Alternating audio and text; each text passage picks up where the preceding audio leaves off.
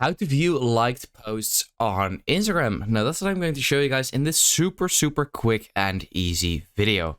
That's actually super easy to do because all you want to do is just, when you have a couple of likes. So I've liked this post and then I'll like this post real quick and this one, just so I can show you guys. Then what you want to do is simply click on the bottom right on your profile.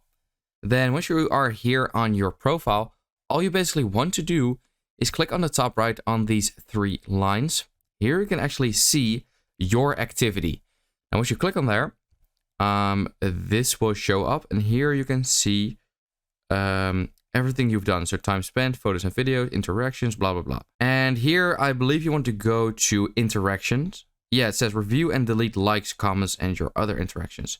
So here I can now go to likes, and there you go. I have now I can now see all the likes. So the good thing is that this is also like it's everything you've liked. So posts, reels, it doesn't really matter. So you can also filter it to news to oldest and all dates, all authors, and yeah, stuff like that. So you can even filter it per person, which is great.